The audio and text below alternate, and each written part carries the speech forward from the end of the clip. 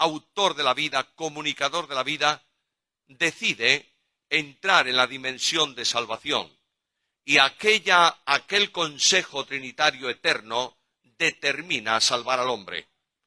Quiero enfatizar bien esto. Yo sé que esta es una doctrina a veces difícil de entender, pero es necesario remarcarla.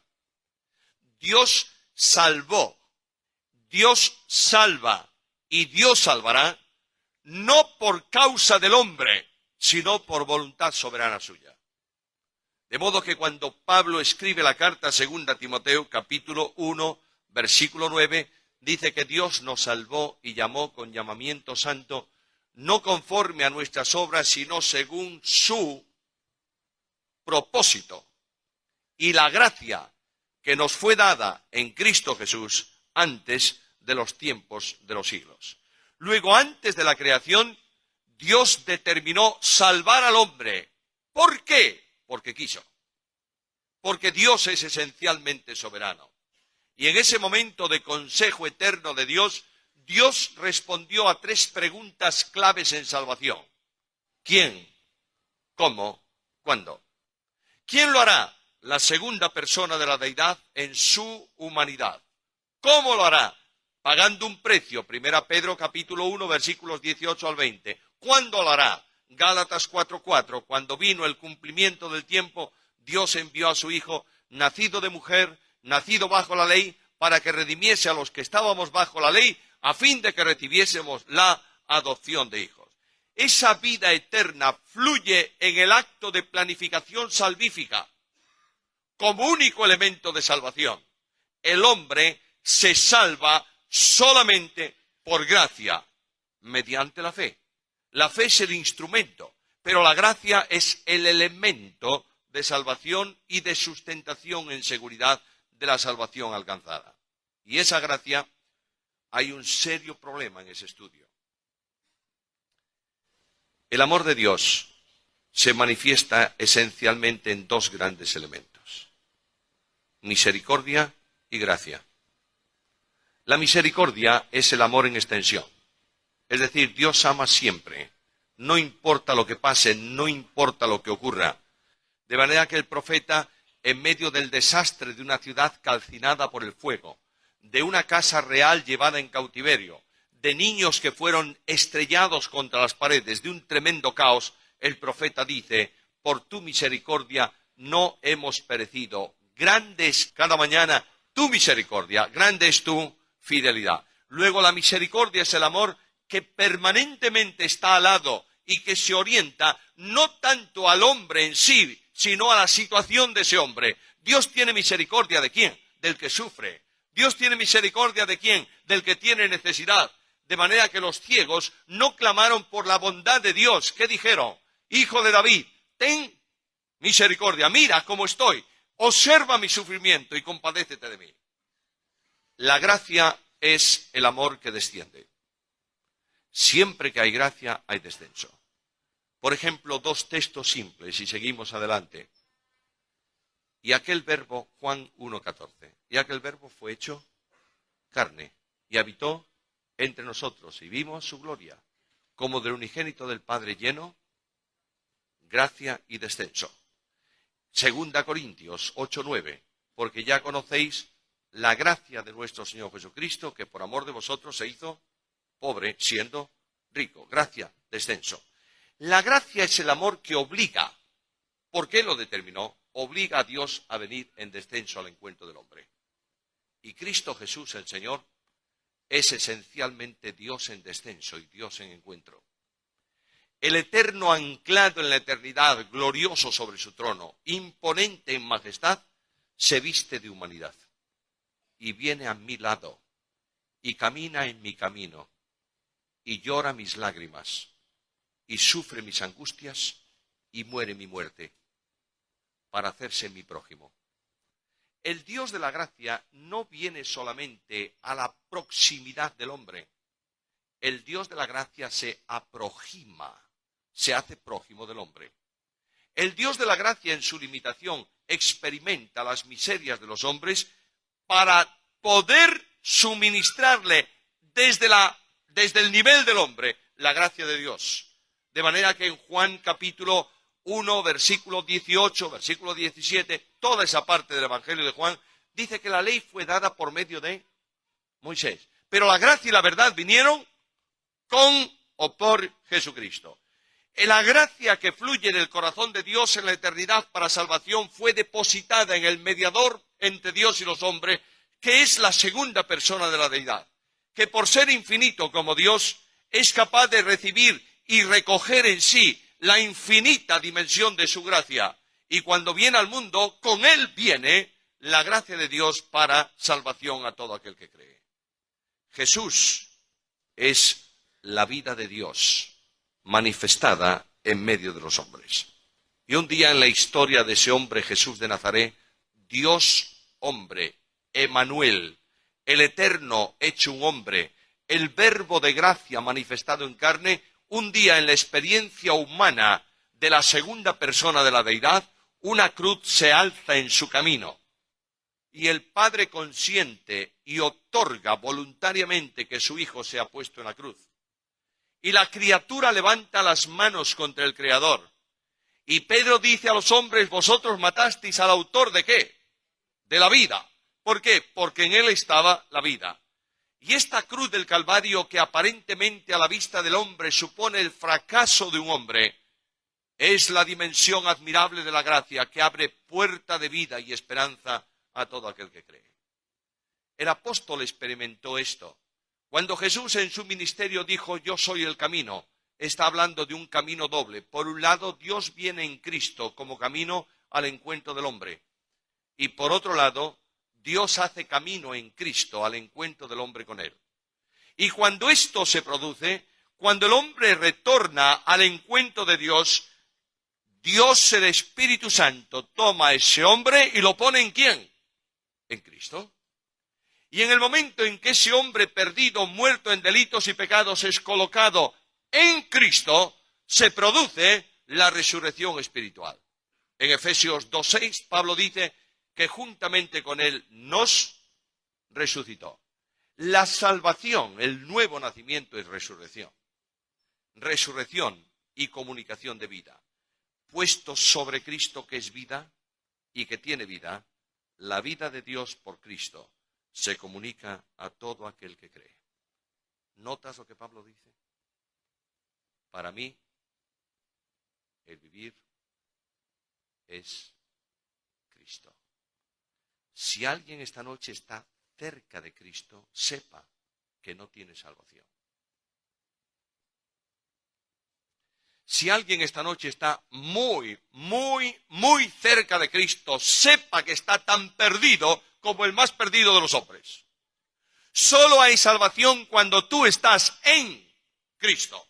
Es decir, has entrado por la puerta que es Cristo y el Espíritu te ha colocado en Cristo y la mano de Cristo te sustenta y la mano del Padre te protege y tú para siempre recibes la vida de Dios y experimentas el nuevo nacimiento y la vida eterna como elemento natural de desarrollo en tu vida de ahí en adelante. Pablo dice, Jesús es la razón de la vida. En segundo lugar, para Pablo Jesús es el modo de vida. Notad que Pablo dice, para mí, el vivir, es decir, la forma natural, la expresión de vida, el diario de cada día, ¿es quién? Es Cristo. Luego, no solamente Cristo es vida para justificación, Cristo es elemento primario para santificación. En primer lugar, ¿Pablo estaba sirviendo a Cristo? Sí. ¿Estaba sirviendo a Dios? Sí. ¿Qué dice Pablo en la carta primera a los Corintios, en el capítulo 4? Téngannos los hombres, ¿por qué? Servidores de Cristo. Pero en Romanos Pablo dice, yo no puedo servir a Cristo desde la condición de hombre, sin regenerar, porque soy esclavo del pecado. Por tanto, lo que Pablo ha provisto, lo que Cristo ha provisto para Pablo y para mí y para ti, es esencialmente un cambio de posición. De manera que el apóstol Pablo dice en la carta a los Colosenses, nosotros estábamos en una posición de pecado y hemos sido libertados del poder de las tinieblas y trasladado ¿a dónde? Al reino de su amado Hijo. Cristo se hace libertad experimental para el cristiano. Yo no sé si tienes claro lo que significa ser libre. Cuando Satanás tentó a Adán y Eva y decidieron entrar en el camino propuesto por Satanás, de libres vinieron a ser esclavos. ¿Esclavos de qué? 3 grandes cadenas cayeron sobre ellos. Cadenas espirituales. La primera cadena que cayó sobre Adán y Eva y se transmite genéticamente, espiritualmente hablando a nosotros, es la cadena del yo.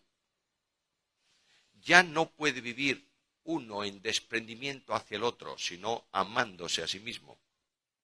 El gran yo excluye esencialmente a Dios. De manera que lo que el hombre dijo a Dios es: tú fuera, yo aquí. Y esa cadena de esclavitud forma parte de la naturaleza humana y solo puede ser rota cuando Cristo actúa y aplica el poder de su cruz a tu vida experimental. Lo dice Pablo en Gálatas 2:20, con Cristo estoy juntamente crucificado. ¿Y qué ocurre? Ya no vive el yo, mas vive Cristo en mí. El yo es ese arrogante que te impide perdonar. El yo es ese arrogante que te impide mantener comunión. El yo es ese arrogante que te impide llevar a cabo ese mandamiento o esa experiencia. Ninguno busque su propio bien, sino el de los demás. El yo te impide una relación fraterna con tus hermanos en la iglesia. El yo te impide una relación fraterna con tu esposa en el hogar. El yo te impide descender al nivel de tus hijos para amarlos en el Señor. El yo te impide amar el mundo porque te amas a ti. Mientras el yo esté entronizado en la vida de una persona, esa persona es un esclavo. Y Cristo rompe esa cadena de esclavitud por su presencia en la vida del cristiano. Jesús dijo: si el Hijo os libertare, seréis verdaderamente libres. El texto griego es muy hermoso. No solo es un condicional si o cuando el Hijo os liberte, sino que hay una continuidad absoluta en el proceso del verbo. Es decir, lo digo de esta manera: solo en cada instante que Cristo te liberta, eres libre. No es una libertad en el pasado que digo, bueno, ya soy libre y canto, libre estoy, por la gracia de Jesús, libre estoy. Muy bien. ¿Libre de qué? Bueno, de la responsabilidad penal del pecado. Está bien. ¿De modo que puedes ver el trono de Dios como trono de gracia? Sí.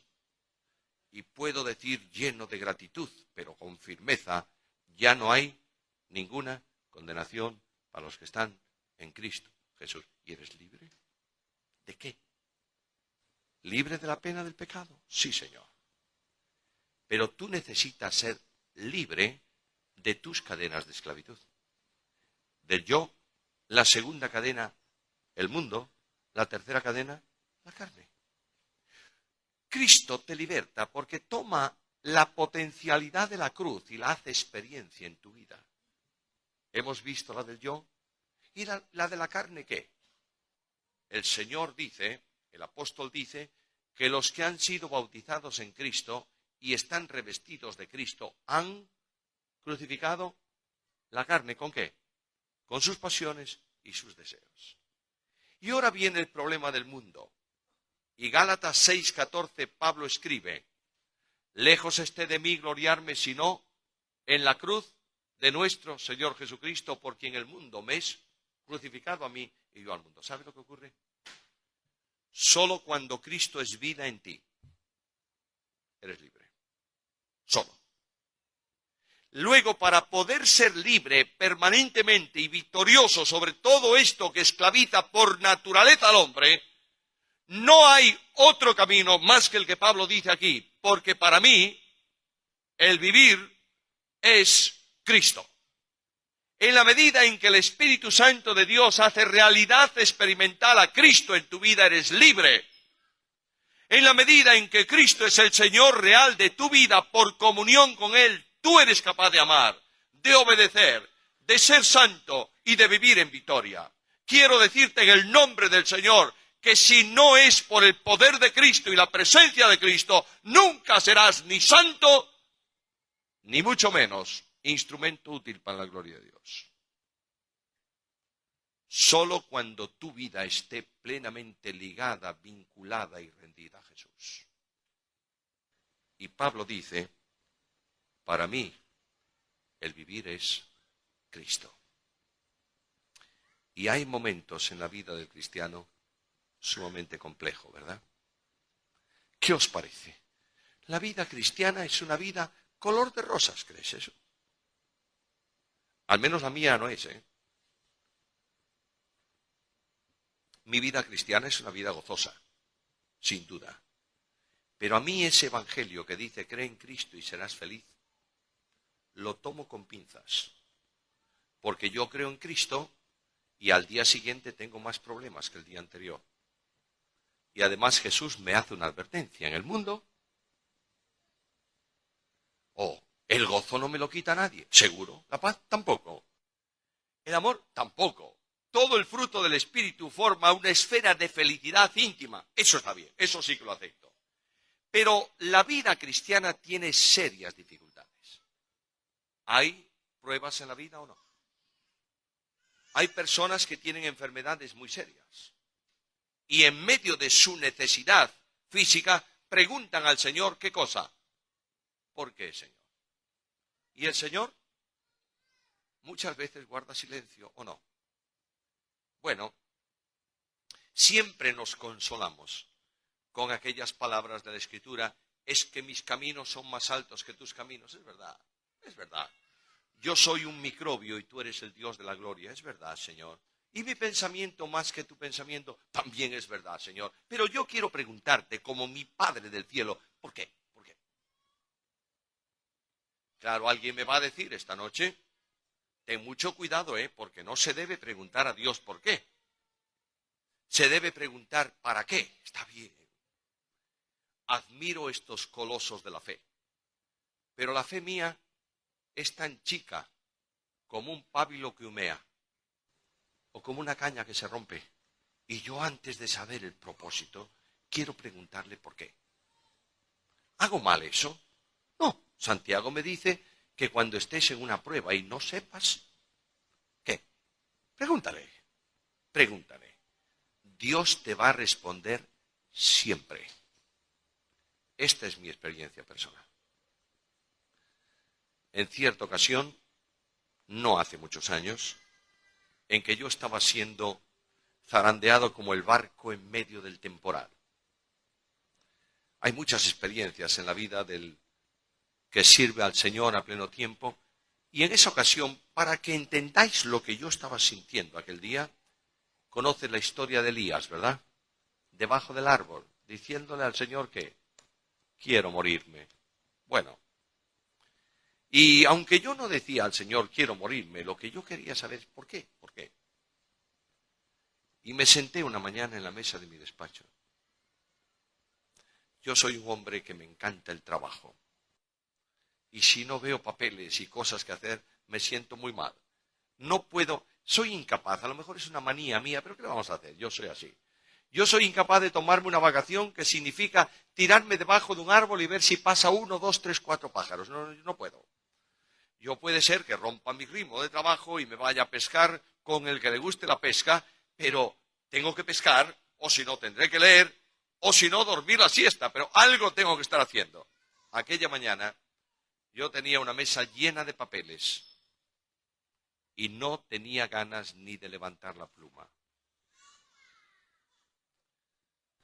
Y cuando estaba en esa situación, yo pregunté a Jesús, ¿por qué, Señor? ¿Por qué? Y abrí mi Biblia y dije, Señor, necesito el consuelo de ese salmo tan querido que tantos han leído a lo largo de su historia. ¿Sabes cuál, no? El Salmo 23. Mi posición anímica aquel día era tan tremenda que yo empecé a leer el Salmo en silencio y no era capaz de concentrarme en la lectura. De modo que opté por leerlo en alto. Y comencé a leer, Jehová es mi pastor, nada me faltará. En lugares de delicados pastos me hará descansar. Junto a aguas de reposo me pastoreará, confortará mi alma. Me guiará por sendas de justicia por amor de su nombre. Aunque ande en valle de sombra de muerte, no temeré mal alguno, porque tú estarás conmigo, tu vara y tu cayado me infundirán aliento. Y de pronto, el Espíritu Santo de Dios iluminó de una forma muy especial el siguiente versículo. Aderezas mesa delante de mí en presencia de mis angustiadores. Y como si el Señor estuviese hablando conmigo y me preguntase, ¿qué tienes a tu alrededor? Y yo le dije, Señor, angustiadores. ¿Y cuál es el oficio de los angustiadores? Angustiar. Luego están cumpliendo su oficio. Pero yo voy a hacer algo con los angustiadores. Y con sus manos apartó un poco a los angustiadores. Y puso una mesa y extendió un mantel. Y me dijo, siéntate, vamos a dialogar tú y yo sobre la gracia. Y he visto a los angustiadores en la distancia. Y he sentido la caricia admirable de Jesús, dándome aliento y diciéndome como a Juan, no temas, yo estoy contigo. Pablo dice, para mí, el vivir es Cristo. ¿Estás pasando por alguna experiencia de este tipo en tu vida? Los que habéis venido esta noche aquí, estáis viéndome algunos con sonrisa. Yo tengo seguridad absoluta de que en medio de este auditorio tan numeroso hay personas que han llorado mucho últimamente. Y estoy seguro que entre nosotros hay personas con preguntas sin respuesta. Y estoy seguro que entre nosotros hay mujeres y hombres que sufren incomprensión, dificultades, problemas personales.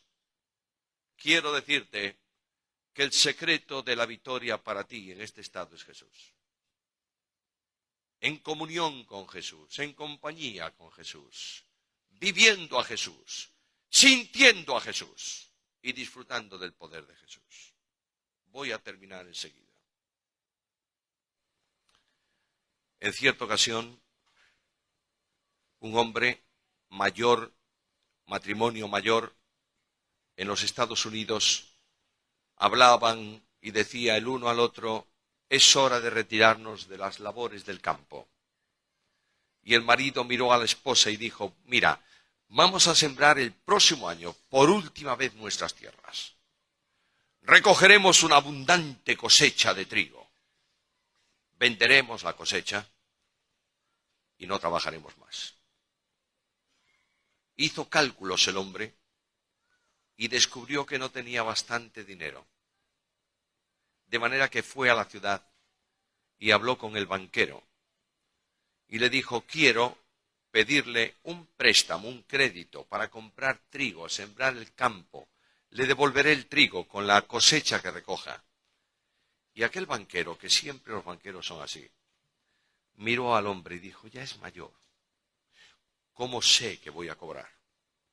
Y le dijo, con ese rostro que ponen los banqueros cuando te van a dar algo, pero a cobrarte 4 veces lo que te dan, le dijo, necesito una garantía de sus tierras, de su casa, de todo lo que usted tiene.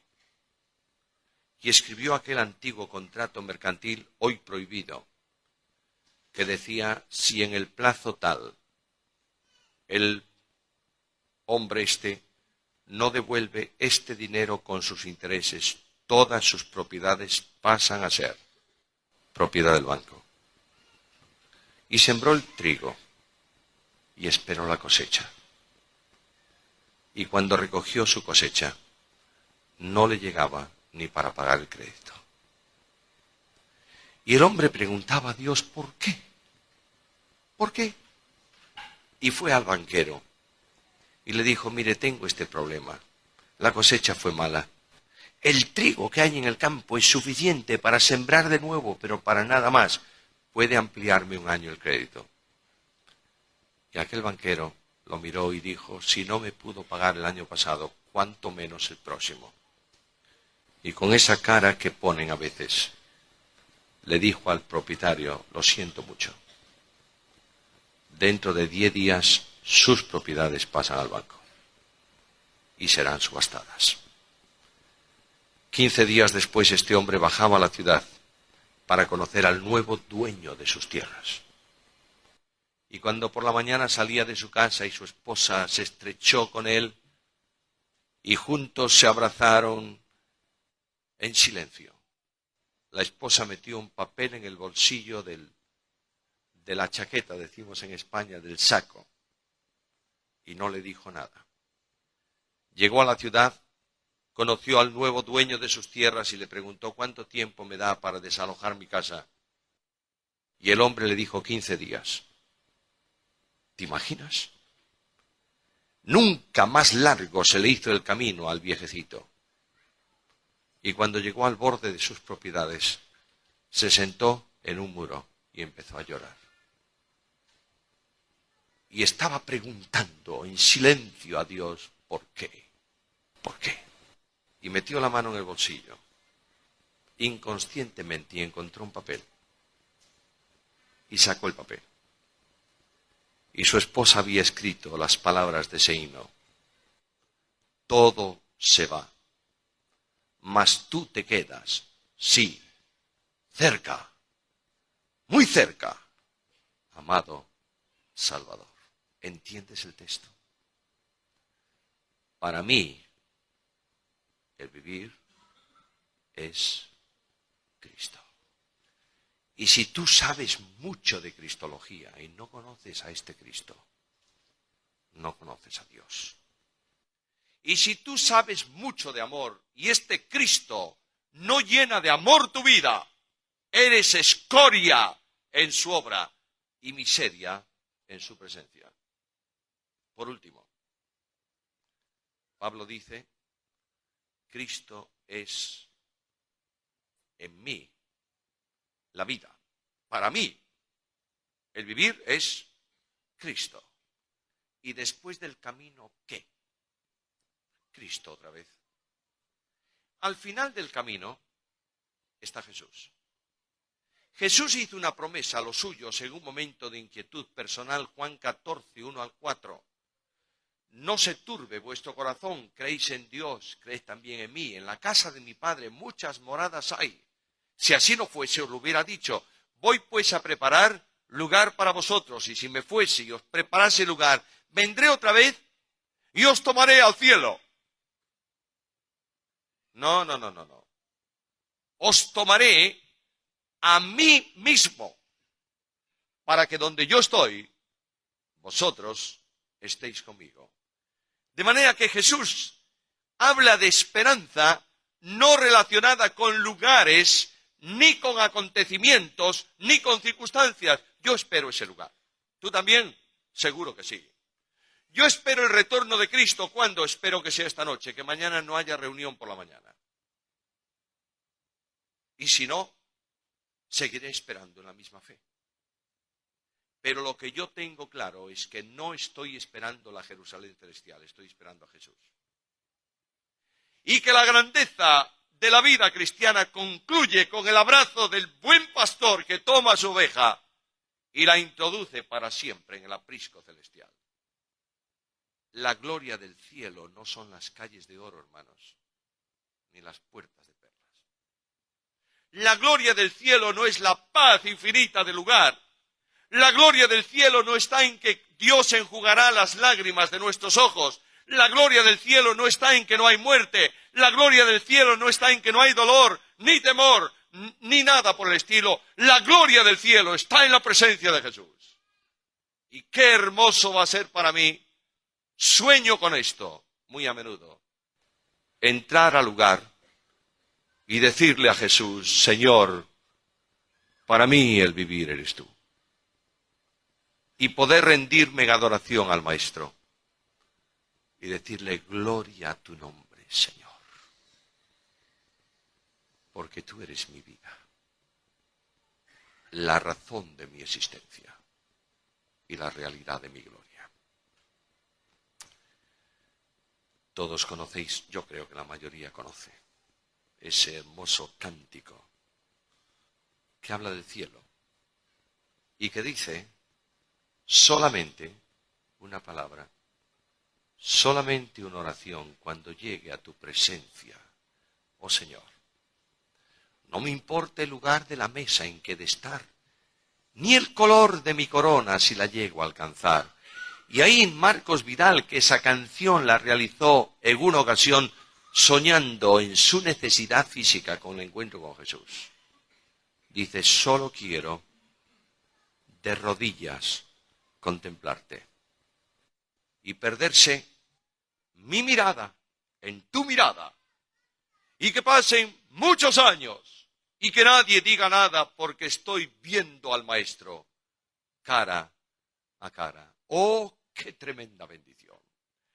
¡Qué enorme dimensión significa esta noche! El Señor es testigo de lo que os digo. No hay nada en mi vida que cautive más mi existencia que la bendita verdad de este versículo. Para mí el vivir es Cristo. No quiero otra vida, no quiero otro compromiso, no quiero teología fría, no quiero definiciones dogmáticas, no quiero ritual religioso, no quiero liturgia externa, no quiero estructura, quiero a Jesús. Y quiero un compromiso de vida con Cristo. Y quiero decirle a Cristo, Señor, si tú no estás presente en el culto, no hay culto. Y quiero decirle, Señor, si tú no estás presente en el liderazgo de la iglesia, no hay liderazgo. Y quiero glorificar su nombre, porque solamente Él es razón de vida, base de vida y esperanza de vida. Oh, hermanos amados, yo doblo mis rodillas delante del Señor esta noche. Dios os conceda una nueva visión de Jesús. Dios permita que el Cristo admirable se asiente en vuestra alma y sea luz en vuestro camino y gloria en vuestro ministerio. Porque todo lo puedo en Cristo que me fortalece. A Él sea la gloria, a nosotros sus bendiciones por Cristo Jesús.